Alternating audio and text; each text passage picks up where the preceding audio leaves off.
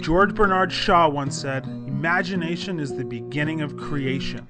You imagine what you desire, you will what you imagine, and at last you create what you will." This book will not only give you the connection between imagination and creation, it also shows you how to imagine in the right way. We are living in an economy like the world has never seen before. Outsourcing, once a hot topic, is now business as usual. But as Tim Hurson points out, the thinking capacity of an organization can't be effectively outsourced. What follows are the 6 steps to thinking more productively, but first, the 3 things standing in your way to getting that done. Why productive thinking is so hard. Productive thinking is hard to do because we simply aren't wired for it.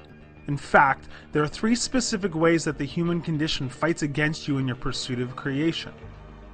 First, you have what Hurson calls monkey brain. You're hardwired to pay attention to distractions. Maybe this summary is a distraction for you. You probably haven't paid close attention to every word I've said so far. That's the monkey brain in action. You've got one. Second, you've also got a gator brain. It's similar to what Seth Godin would call the lizard brain. It's the part of the brain that's in charge of your instincts, and it governs our daily lives more than we could ever imagine. In most things you do, you react first with your gator brain, then develop emotional responses second, and then think last. We tend to believe that the sequence happens in reverse. This has some serious implications for how well we imagine a new future. Lastly, human beings are far more skilled at following old patterns than at thinking new thoughts. What this essentially means is that we're typically going to create the future based on what we know about the past. It's a pretty practical part of the human race and allows us to deal with the unending complexity in our world. Do this thought experiment with me and see how much your life is based on patterns. Consider the simple act of getting dressed in the morning. If you wear an average of 10 items, there are exactly 3,628,800 different sequences in how you put on those 10 items. Even after you eliminate the nonsensical choices like putting your socks over your shoes, you're still left with over 15,000 combinations to choose from. But you don't choose at all, do you? In fact, I bet that you put on these clothes the exact same way every day. Now examine the rest of your life for similar patterns. We're creatures of habit, and that greatly inhibits the creative process. So, here's the process for breaking out of those patterns. Step number 1. What's going on? Most people dive right for the answers, and that's a mistake. In fact, generating answers doesn't show up to the 4th step. The first thing you need to think about is defining the problem. First, you need to define the itch. What needs to change? Usually we get together to use productive thinking because we want the future to turn out differently than where it's heading at the moment. So, list all the things you would change if you could change them. Don't analyze them, just list them. Now, cluster them together in themes so that a clearer picture of what you're trying to achieve forms.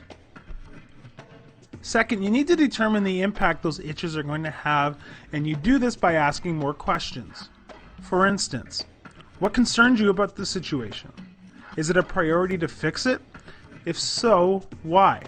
How do you feel about the itches? What else makes you feel this way? The goal here is to create clarity about what the undesired state means for you and your business. Third, you need to gather all the information that you have about the issue at hand. We use a simple tool called No Wonder for this step. Take a sheet of paper and put No on one side and Wonder on the other. On the No side, list everything you know about the issue. Leave nothing out. On the Wonder side, list everything you wish you knew about the issue. Fourth, you need to determine who is involved in the issue. How you see the issue depends on who you are and your point of view.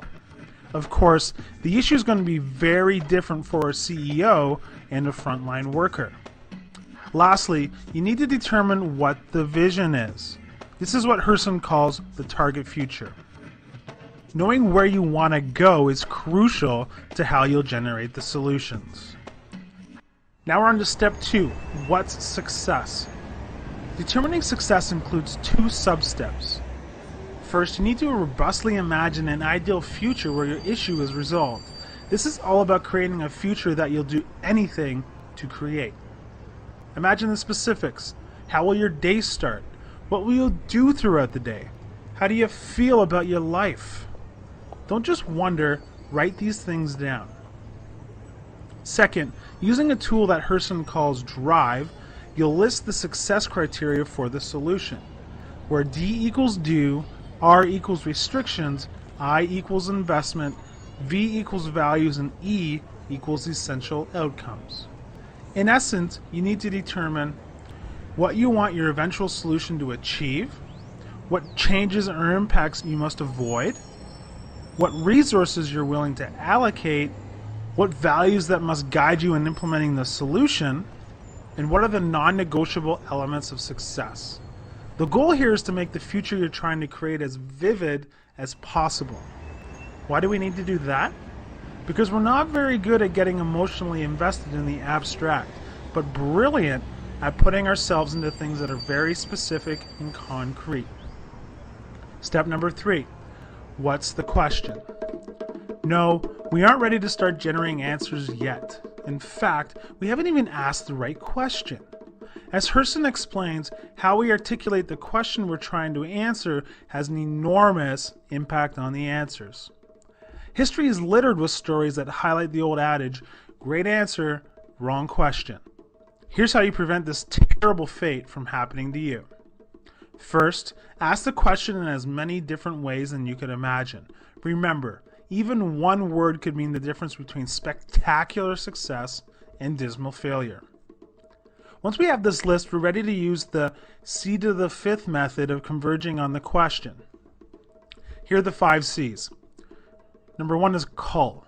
We need to review the list and separate out the questions that are really potential answers in disguise. For instance, how might I use the South Beach diet is an answer in disguise. Second, we got to do cluster. Group similar questions together. Discard only those that are exact duplicates.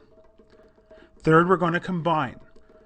If you're noticing large clusters emerging, you can combine individual questions into a more comprehensive single question. Fourth, we're going to clarify. By clarifying what issue each cluster is really getting at, you can see that there are even more opportunities to combine multiple questions into one. Lastly, we're going to choose. You need to decide which question you're going to pick. You should decide which one you really want to work on by taking a look at all the work you've done up until this point. Time to pull the trigger and start looking for answers. Step number 4, generate answers. As Hurson says, in this step your aim is to look for lots of ideas.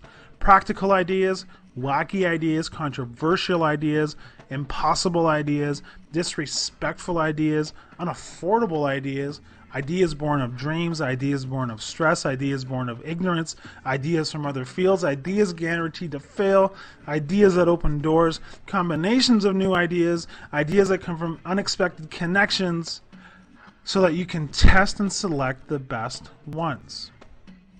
Here's how to do it. First, list all the possible answers to the question. This first crack at it will probably surface all the unoriginal answers, all the things that are most logical routes to take. This will probably not surface the truly original answer that you're looking for. In fact, we can almost guarantee it. The key to thinking creatively at this point is to expand beyond what you already know. In particular, you'll want to put yourself in another person's shoes and create constraints, or lack of constraints, that take you in new directions. Start asking yourself other questions like, how might my customers answer the question? How might my boss answer it? How might my best friend answer it? How might a child answer it? What might you do if you only had 10 minutes to solve the problem? What if you had unlimited time? What if you had unlimited funds? What if you could do if you couldn't fail?